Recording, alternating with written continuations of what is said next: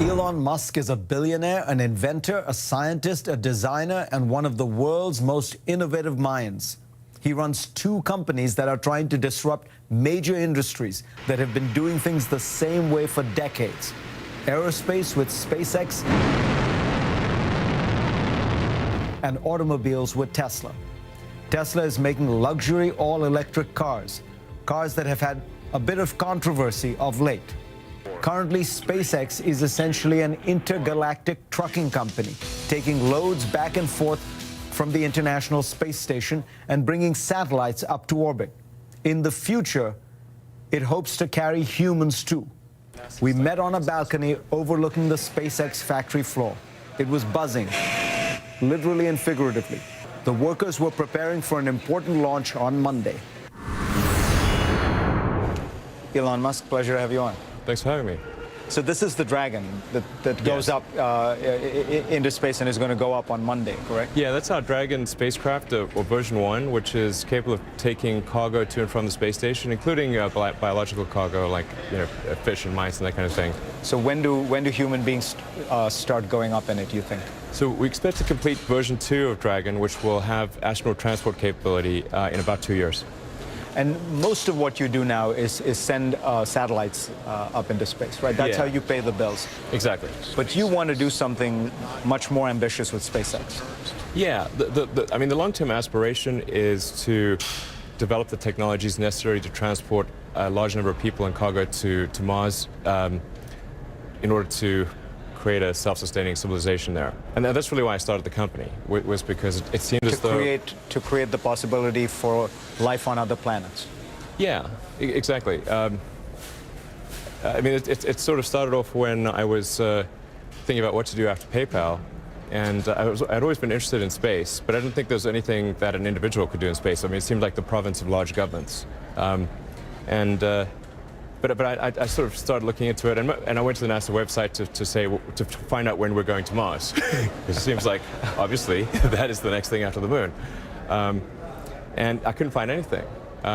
So I was like, wow, this just seems very strange. Initially, I was under the impression that it was that we'd lost the will to do that, and I later came to the conclusion that I was quite wrong about that. I think the United States in particular is a nation of explorers.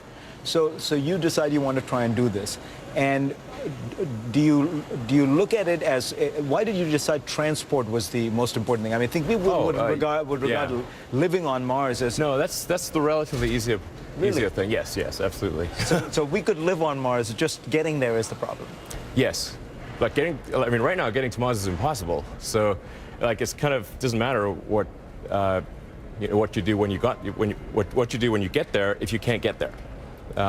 So the first order of business is to figure out how to get there, and it needs to be in a way that enables large numbers of people and cargo. It can't just be like a handful of people, because that's obviously not going to create a self-sustaining civilization.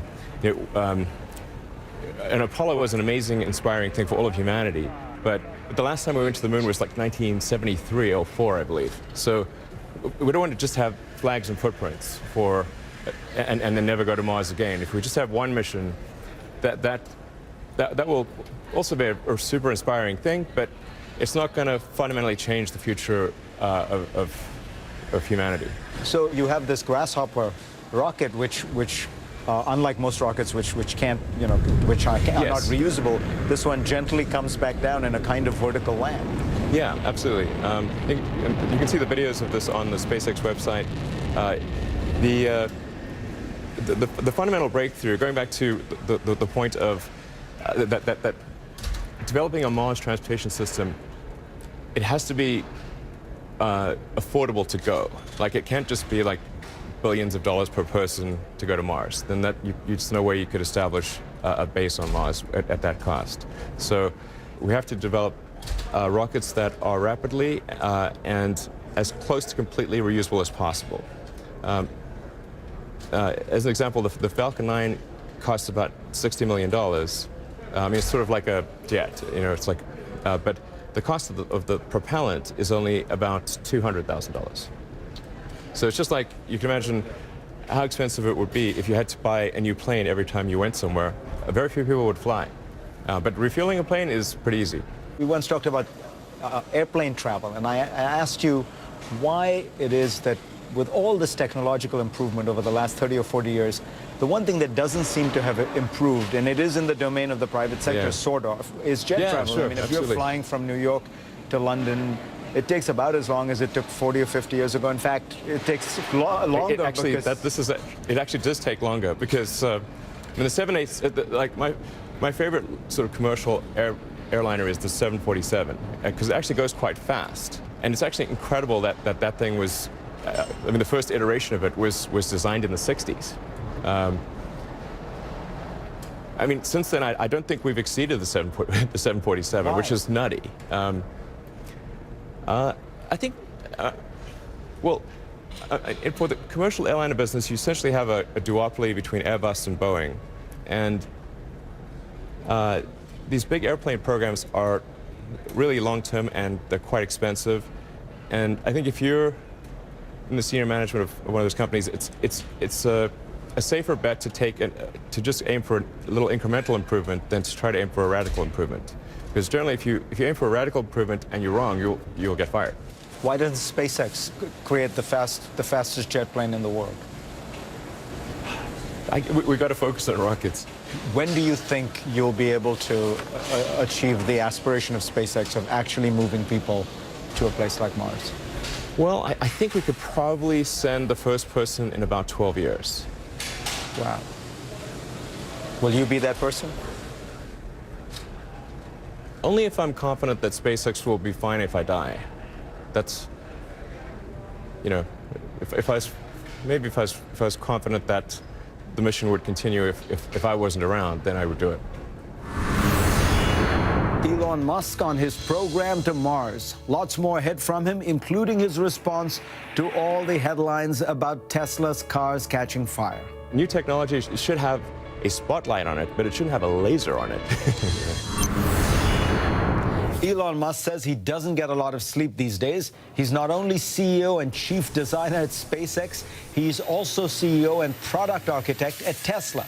Tesla produces luxury all-electric vehicles, and the company's cars have been in the news after some Model S sedans caught fire. Earlier in the week, but after our interview, the National Highway Transportation Safety Board announced an investigation into two of the incidents. The board had previously given the Model S a 5-star safety rating, its highest. Listen in to more of my interview with Elon Musk. You've heard all the press about Tesla, so let me first give you a chance to get it off your chest. I've been like pistol whipped. 3 cars caught on fire. What's your response? So the amount of national and international news headlines dedicated to 3 Tesla fires that caused no injury is greater than all of the gasoline fires that occurred in the United States, and with all the other cars. Yeah, which from mid last year to today is about 250,000 gasoline car fires, which caused about 400 deaths, something like 1,200 serious injuries. Our 3 non-injurious fires got more national headlines than 250,000 deadly gasoline car fires. That's mad. What the heck is going on? I mean, I realize like a new technology should have a spotlight on it, but it shouldn't have a laser on it. So when you look at Tesla, the big concern many people have is scale. You're producing about 30,000 cars a year, but Toyota is producing, we're minuscule. Millions. So we get like way too much attention, good or bad. And your market cap is almost as high as some of these car companies. Well, it's gotten less in recent weeks, but yeah. Do you think it's crazy, or do you think it's an appropriate indication of future growth? Yeah, I mean, what I've actually said on more than one occasion is that I thought our valuation was more than we had any right to deserve. That we would do our best to fulfill those value expectations, and that I thought over time the value of Tesla would probably significantly exceed where it is today, or even where it was at the relatively high point a few weeks ago. But it would be, I think, silly for me to assert that Tesla is unequivocally worth, at one point we were like worth $22 billion, and we'll have somewhere over $2 billion in sales this year. That is an enormous amount of credit for future execution. The heart of what interests you about Tesla, at least as I recall when we've talked, is that it's not a compromise, that a hybrid is something of a compromise between an internal combustion engine and a battery-powered engine. And Exactly. Here you can do it cleanly, but batteries just aren't that powerful enough, and they don't seem to improve enough to imagine a world powered by batteries, right? I certainly can see that. And in fact, my opinion is that all transportation, with the ironic exception of rockets, will be fully electric. Even planes? Yes, everything. When? Planes, trains. By when? Everything. It'll never be like a 100% conversion. Like, we still have some steam engines running around, and some people still ride horses. But it's a pretty tiny percentage. So I think it'll be the same with gasoline. I think in the future people will look back on the gasoline era the way that we look back on the steam era today. So you're using battery technology. You're doing Tesla, which is an electric car. You have solar panel. You have an interest in business in solar panels. Yeah. Do you think solar energy is the future? I think it's super obviously the future. Absolutely. In fact, I mean, if you think about it, the world is almost entirely solar powered already, in that we would be a frozen ice ball at about 3 or 4 degrees Kelvin, or close to absolute zero, without the sun. And the sun powers our entire system of precipitation. The ecosystem and is, the agriculture. Yeah, but apart from a tiny number of exceptions, almost all life is solar powered. All right, another great technology you've talked about that most people think of as out of a movie. Explain how it would work. Let's say it's New York to Boston or LA to San Francisco. I get into a tube, and it's almost like air hockey. The way it works is I strap myself into a seat and... Well, it's it would actually feel maybe like the Space Mountain ride at Disney World. And the G-loading would actually be less than what people experience at Space Mountain. So if you can handle Space Mountain at Disneyland, you should be able to handle the Hyperloop.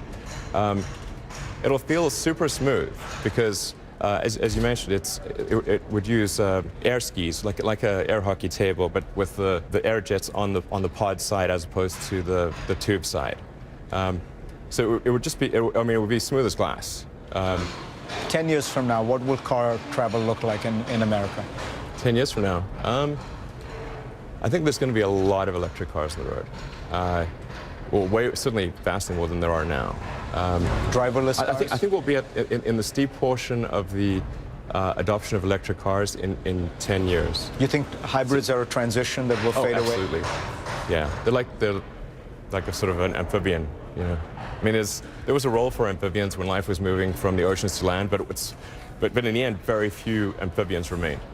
It's a good point to end on. Thank you. Thank you.